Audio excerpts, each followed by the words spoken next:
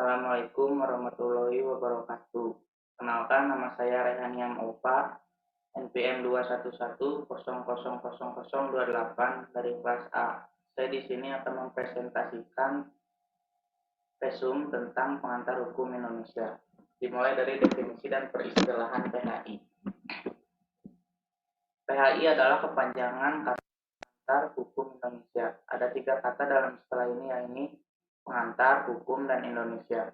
Kata pengantar mempunyai pengertian sebagai mengantarkan kepada tujuan tertentu atau dapat pula dimaknai sebagai memperkenalkan yang di dalam bahasa Belanda disebut inleiding atau di dalam bahasa Inggris disebut introduction. Sedangkan yang dimaksud dengan kata hukum adalah hukum Indonesia yang dimaknai sebagai hukum yang berlaku di Indonesia. Dengan demikian, maka istilah pengantar hukum Indonesia dapat dimaknai sebagai memperkenalkan secara umum atau secara garis besar tentang hukum di Indonesia. Tujuan mempelajari PHI adalah yang pertama, mengetahui macam-macam hukum di Indonesia, yang kedua, mengetahui kedudukan hak dan kewajiban masyarakat, yang ketiga, mengetahui perbuatan apa saja yang diwajibkan dan dilarang oleh hukum. Tata hukum Indonesia. Tata hukum diambil dari 2 kata, yaitu tata dan hukum. Tata bisa diartikan dengan menyusun. Tata hukum dapat diartikan sebagai susunan hukum. Istilah tata hukum diterjemahkan dari istilah rechtsorde dalam bahasa Belanda. Secara lengkap, tata hukum dapat diartikan sebagai susunan hukum yang terdiri atas aturan-aturan hukum yang tertata sedemikian rupa untuk menyelesaikan peristiwa hukum yang terjadi di masyarakat. Aturan-aturan yang ditata sedemikian rupa tersebut menjadi tata hukum yang dimana antara satu dan lainnya saling berhubungan. Tata hukum adalah hukum yang ditetapkan oleh pemerintah negara Indonesia. Tata hukum Indonesia juga terdiri atas aturan-aturan hukum yang tertata secara sistematis untuk menyelesaikan peristiwa hukum yang terjadi di masyarakat, atau disebut dengan hukum positif ius constitutum. Tata hukum yang diharapkan atau dicita-citakan berlaku di masa mendatang adalah ius constituendum. Tata lahirnya tata hukum. Tata hukum dibagi menjadi 2 periode. Periode pertama sebelum 17 Agustus 1945. Tata hukum yang berlaku pada masa itu adalah tata hukum kolonial dan tata hukum adat. Periode 2 adalah setelah 17 Agustus 1945. Berlaku adalah tata hukum nasional dan tata hukum kolonial. Sejarah hukum di Indonesia pra-kemerdekaan, masa Verenigd Oostindische Compagnie atau disingkat VOC. Sebelum bangsa Belanda masuk ke Nusantara, hukum yang berlaku di Indonesia adalah hukum tidak tertulis, yang disebut juga hukum adat. Pada masa berdagang di Indonesia, VOC diberi hak-hak istimewa. Hak istimewa yang diberikan pemerintah Belanda kepada VOC adalah hak oktroy, yang meliputi monopoli pelayaran dan perdagangan, mengumumkan perang, mengadakan perdamaian, dan mencetak uang. Untuk memperbanyak keuntungan, VOC memaksakan yang didakilinya untuk ditaati orang pribumi. Aturan-aturan yang dipaksakan adalah peraturan di bidang perdagangan dan biasa diterapkan di kapal-kapal dagang. Ketentuan hukum tersebut sama dengan hukum Belanda kuno, yang sebagian besar merupakan hukum disiplin. Sejak saat itu, kita mengalami dualisme tata hukum, yaitu tata hukum adat dan Belanda. VOC dinyatakan valid dan dibubarkan pada 31 Desember 1799. Validnya VOC menyebabkan Indonesia jatuh ke tangan Inggris, namun dengan Konvensi London 1814, Inggris menyerahkan kembali ke Indonesia. Masa Wollstonecraft. Pada masa Wollstonecraft, raja mempunyai kekuatan mutlak dan tertinggi atas daerah jajahan, termasuk kekuasaan mutlak pada harta benda bagian lain. Kekuasaan ditetapkan pula dalam membuat dan mengeluarkan peraturan yang berlaku umum dengan nama Algemeen Verordening atau peraturan pusat. Peraturan pusat merupakan keputusan raja, maka dinamakan Koninklijk Besluit. Keputusan raja sesuai kebutuhannya ada 2. Raja Besuit sebagai tindakan eksekutif raja, misalnya ketetapan mengangkat gubernur jenderal. Kedua, ketetapan Raja Besuit sebagai tindakan legislatif, misalnya berbentuk Algemene Verordening atau Algemene Maatregel van Bestuur, disingkat AMVB di negeri Belanda. Masa Regeringsreglement. Pada tahun 1848 terjadinya perubahan Grand atau UUD di negeri Belanda. Perubahan ini mengakibatkan terjadinya pengurangan terhadap kekuasaan raja karena atau parlemen, campur tangan pemerintahan dan perundang-undangan jajahan Belanda di Indonesia. Perubahan penting yang berkaitan dengan pemerintahan dan perundang-undangan yaitu dengan dicantumkannya pada pasal 59 ayat 1, 2, dan 4 Greenwich yang isinya ayat 1, raja memiliki kekuasaan di atas daerah jajahan dan harta kerajaan di bagian dari dunia. Ayat 2 dan 4, aturan tentang kebijaksanaan pemerintah ditetapkan melalui undang-undang. Hal lain menyangkut daerah-daerah jajahan dan harta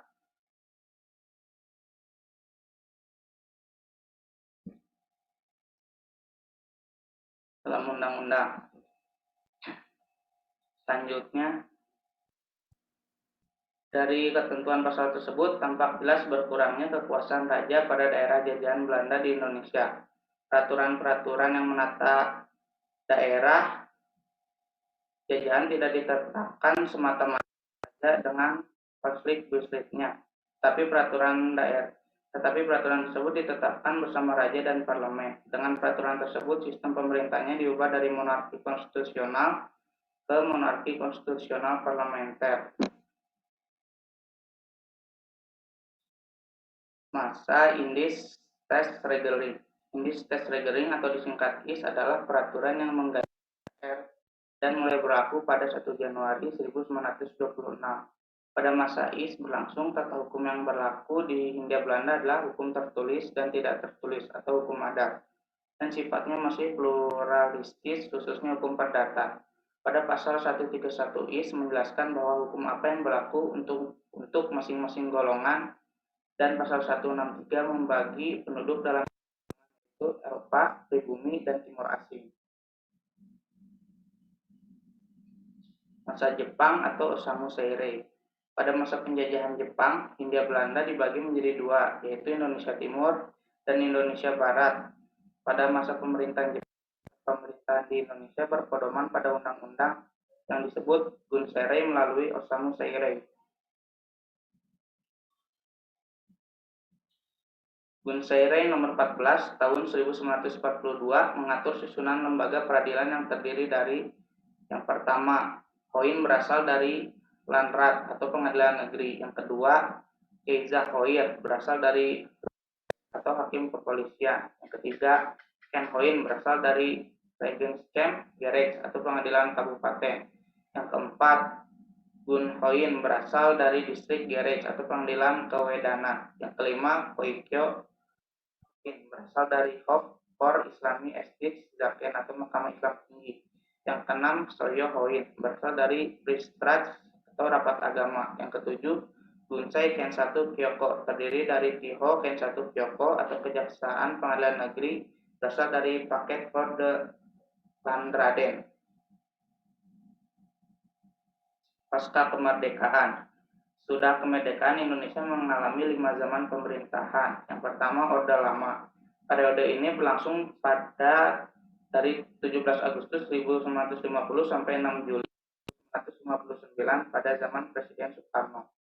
Yang kedua, Orde Baru. Orde Baru adalah sebutan bagi pemerintahan di zaman Presiden Soeharto di Indonesia tahun 1996 sampai 1998.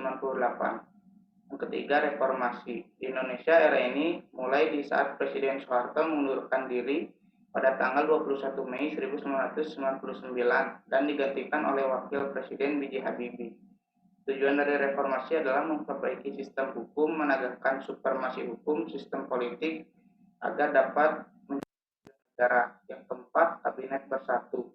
Pada tahun 2004, Dr. Haji Susilo Bambang Yudhoyono terpilih sebagai Presiden Republik Indonesia untuk periode 2004 sampai 2009 dengan didampingi Wapresnya Yusuf Kala. Di masa jabatan SBY membentuk kabinet pemerintahnya yang disebut Kabinet Bersatu. Kemudian beliau terpilih lagi menjadi Presiden Republik Indonesia untuk periode 2009 sampai 2014 dengan didampingi Wapres Profesor Dr. Budiono. Kabinet pemerintahnya disebut Kabinet 2. Yang kelima, Kabinet Kerja dan Indonesia Maju. Kabinet Indonesia Maju adalah kabinet di pemerintahan Presiden Joko Widodo dan wakilnya Ma'ruf Amin.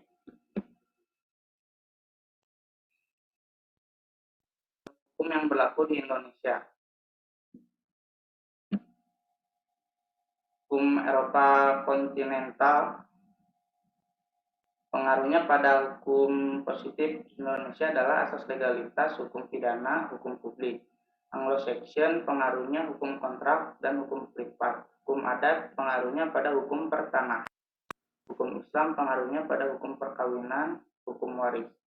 Yang kelima, hukum kanonik pengaruhnya pada hukum perkawinan bagi non-Islam. Semua ini masih berlaku. Penggolongan hukum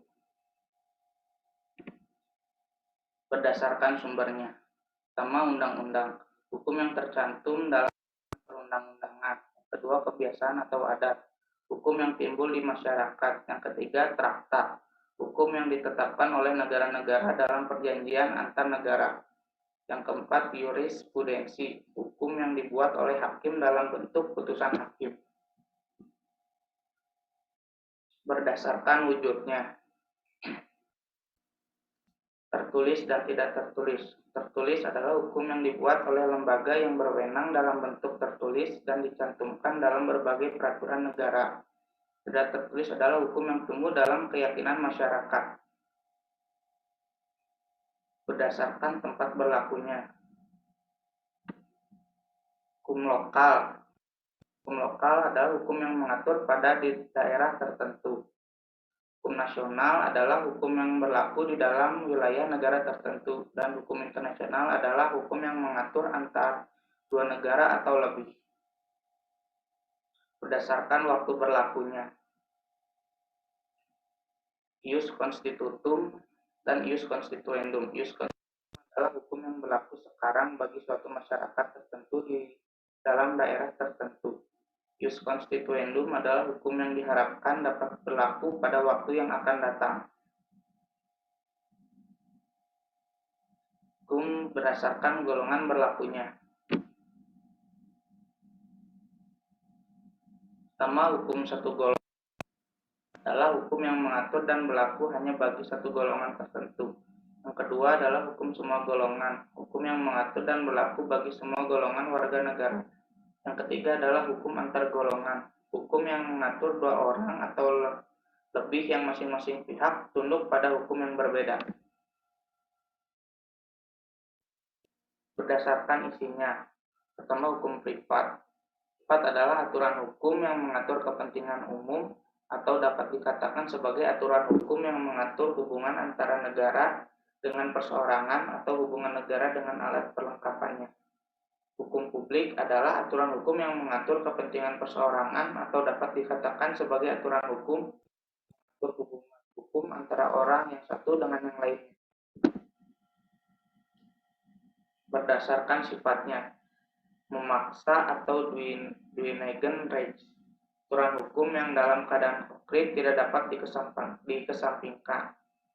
Pelengkap atau aanvullend Recht, aturan hukum yang dalam keadaan konkret dapat dikesampingkan oleh yang diadakan para pihak.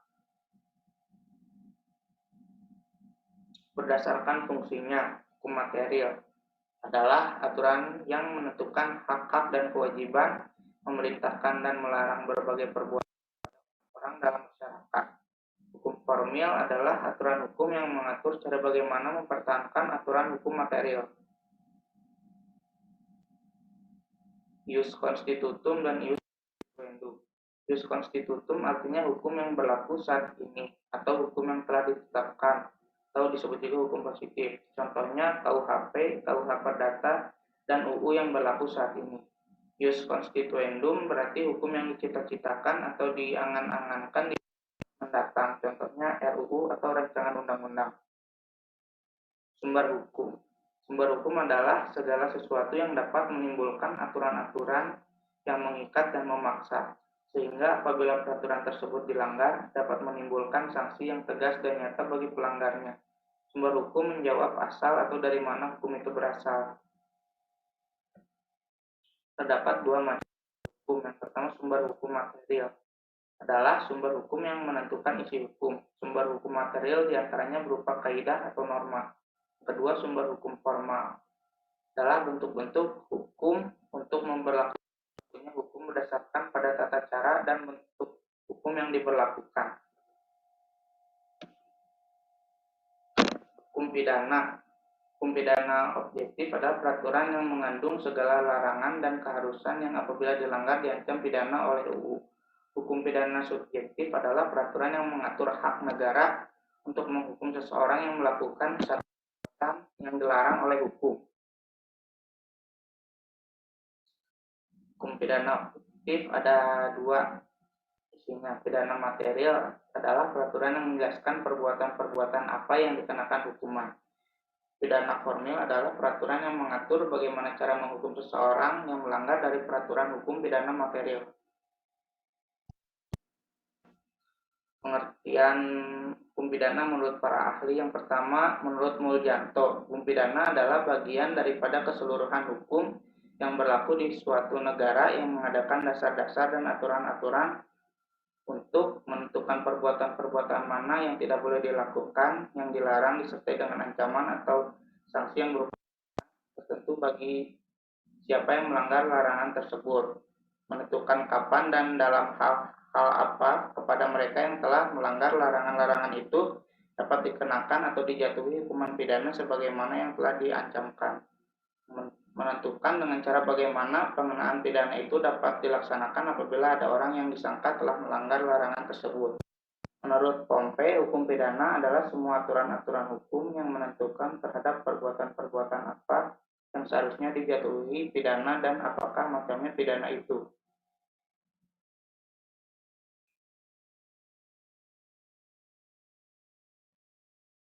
Subjek hukum pidana adalah segala sesuatu yang dapat menanggung hak dan kewajiban, contohnya manusia dan badan hukum.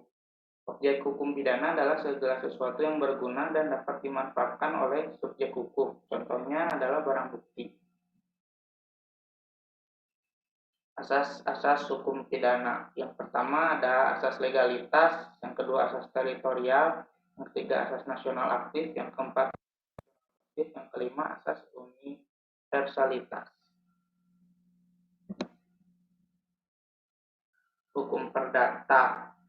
Hukum perdata adalah ketentuan yang mengatur hak dan kepentingan antar individu dalam masyarakat. Menurut Profesor Subakti, hukum perdata merupakan semua hukum privat material berupa segala hukum pokok mengatur kepentingan personal. Menurut Sri Sudewi Mascon Sofyan, hukum perdata diartikan sebagai hukum yang mengatur kepentingan warga negara perseorangan yang satu dengan perseorangan yang lain. Menurut Profesor Sudikno Mertokusumo, hukum perdata merupakan keseluruhan peraturan yang mempelajari tentang hubungan antara orang yang satu dengan yang lainnya, baik meliputi keluarga ataupun pergaulan.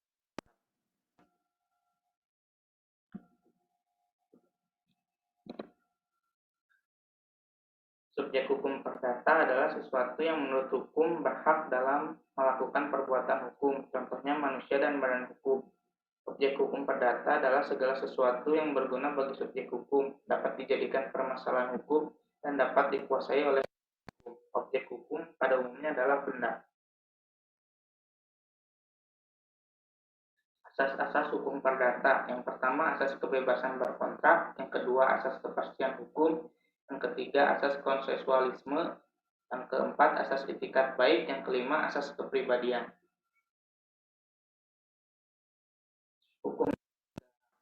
Hukum adalah seperangkat aturan atau kaidah untuk bersikap atau bertingkah laku dan apabila dilanggar akan terkena sanksi.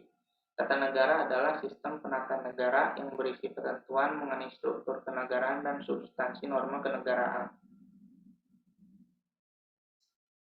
Menurut Paul Scholten, HTN adalah hukum yang mengatur organisasi negara. Menurut JHA Loggeman, HTN adalah hukum yang mengatur organisasi negara. Menurut Van der Pol, HTN adalah peraturan-peraturan yang menentukan badan-badan yang dibutuhkan beserta kewenangannya masing-masing, hubungannya satu sama lain, serta hubungannya dengan individu warga negara. Menurut MacIver, HTN adalah hukum yang mengatur negara.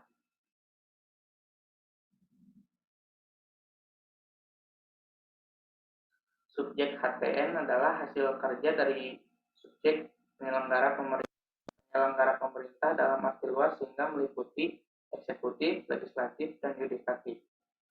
Objek HTN ada dua, yaitu yang pertama objek umum, mengatur negara pada umumnya. Dalam HTN mempelajari suatu negara, maka objeknya adalah negara. Objek khusus mengatur organisasi negara pada khususnya, susunan kekuasaan yang ada dalam negara. Asas-asas hukum tata negara. Yang pertama, asas Pancasila. Yang kedua, asas negara hukum.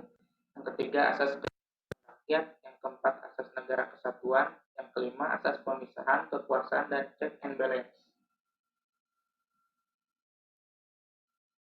Hukum administrasi negara. Hukum administrasi negara adalah keseluruhan peraturan yang mengatur tentang aparatur pemerintah dalam melakukan berbagai aktivitas atau tugas-tugas negara. Oppenheim merupakan penggabungan dari ketentuan-ketentuan yang berlaku dan terikat pada badan-badan tinggi maupun rendah. Menurut JHP Belterfreud, HAN adalah seluruh aturan-aturan yang mengatur bagaimana alat dan badan pemerintahan hendak memenuhi tugasnya. Menurut De La Besse-Chauffour, HAN adalah serangkaian aturan yang suatu negara berfungsi mengatur hubungan antar warga negara dan pemerintah.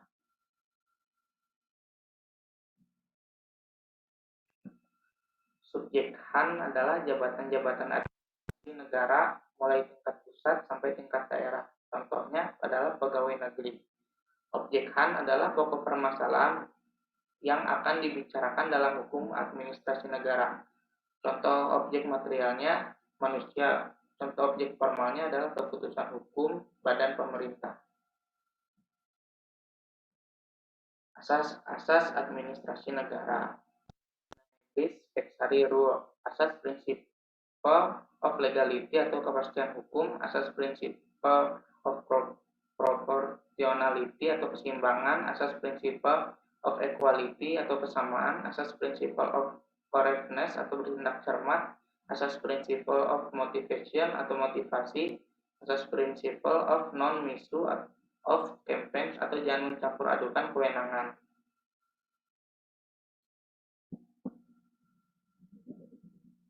Asas principle of fair play, permainan yang layak, asas principle of reasonable of prohibition of arbitrariness atau kewajaran dan keadilan, asas principle of meeting race expectation atau menanggapi harapan yang wajar, asas principle of undoing the consequence of annul decision atau menyediakan akibat, asas principle of protecting the personal way of life atau perlindungan pandangan hukum, asas principle of public service atau penyelenggara kepentingan umum, asas sapientia atau kebijaksanaan.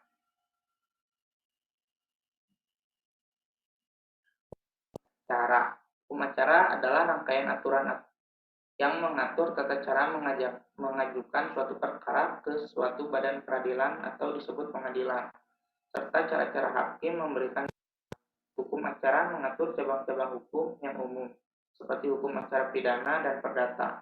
Hukum acara di Indonesia ada hukum acara pidana, diatur oleh Kitab Undang-Undang Hukum Acara Pidana. Hukum acara perdata diatur oleh Kitab Undang-Undang Hukum Perdata. Hukum acara peradilan agama diatur oleh Undang-Undang Peradilan Agama. Hukum acara peradilan tata usaha negara, Undang-Undang Peradilan Tata Usaha Negara, dan hukum acara Mahkamah Konstitusi diatur oleh Undang-Undang Mahkamah Konstitusi.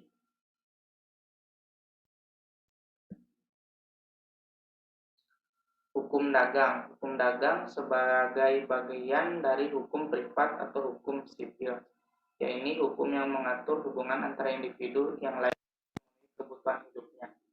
Menurut CST Kansil, menyamakan hukum dagang dan hukum perusahaan, sehingga hukum perusahaan adalah hukum yang mengatur tingkah laku manusia yang turut melakukan perdagangan dalam usahanya memperoleh keuntungan.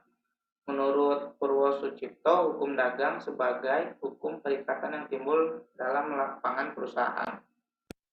Menurut M. Ihsan, hukum dagang adalah hukum yang mengatur masalah perdagangan, yaitu masalah yang timbul karena tingkah laku manusia dalam berdagang. Menurut Sunaryati Hartono, lebih khusus lagi mensinonimkan hukum dagang dengan ekonomi. Subjek hukum dagang adalah badan usaha, dan objek hukum dagang adalah segala benda atau hak yang dapat subjek hukum. Asas-asas hukum dagang: yang pertama, asas konsensualitas; yang kedua, asas kekuatan mengikat pekerja kepribadian; yang keempat, asas kebebasan berkontrak. Hukum pertanahan. Menurut Subakti R. Sudipyo, hukum agraria adalah keseluruhan dari ketentuan-ketentuan hukum, baik hukum perdata maupun hukum tata negara maupun negara yang mengatur hubungan-hubungan antara orang, termasuk badan hukum dengan bumi, air, dan ruang angkasa dalam seluruh wilayah negara, dan mengatur pula wewenang-wewenang yang bersumber pada hubungan-hubungan tersebut. Menurut Budi Harsono, hukum agraria merupakan satu kelompok berbagai bidang hukum yang masing-masing mengatur hak-hak penguasaan atas sumber-sumber daya alam. Menurut Bahsan Mustafa, hukum agraria sebagai sebuah himpunan peraturan yang mengatur tentang bagaimana para pejabat pemerintah menjalankan tugas mereka di bidang keagrariaan. Menurut Perez, hukum agraria adalah sebuah hukum yang istimewa di mana memberikan kewajiban kepada pejabat administrasi untuk bertugas dalam mengurus berbagai macam permasalahan mengenai agraria. Menurut Gou Xiong, hukum agraria adalah keseluruhan kaidah-kaidah hukum yang mengatur mengenai agraria secara lebih luas. Menurut S.J. Fokema, Andre mengemukakan hukum agraria adalah keseluruhan peraturan hukum mengenai dan tanah pertanian. Subjek hukum agraria adalah orang, pemerintah, dan badan hukum. Objek hukum agraria adalah tanah, pengairan, pertambangan, perikanan, dan kehutanan. Asas-asas hukum agraria. Yang pertama, asas nasionalisme. Yang kedua, asas ketiga, asas hukum adat. Yang keempat, asas fungsi nasional. Yang kelima, asas kebangsaan. Keenam, asas diskriminasi. Ketujuh, asas gotong royong. Kedelapan, asas unifikasi. Dan kesembilan, asas pemisahan horizontal. Hukum perkawinan. Perkawinan menurut KUH per BW adalah hubungan antara seorang pria dan seorang wanita dalam hidup bersama sebagai seorang suami istri. Syarat-syarat nikah dan segala tentang perkawinan diatur dalam undang-undang.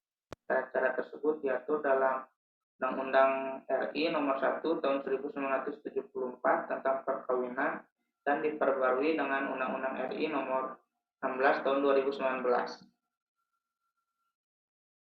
Asas-asas perkawinan: yang pertama ada asas sukarela, yang kedua asas persetujuan, yang ketiga asas bebas memilih, yang keempat kemitraan, yang kelima asas selamanya, yang keenam asas monogami terbuka.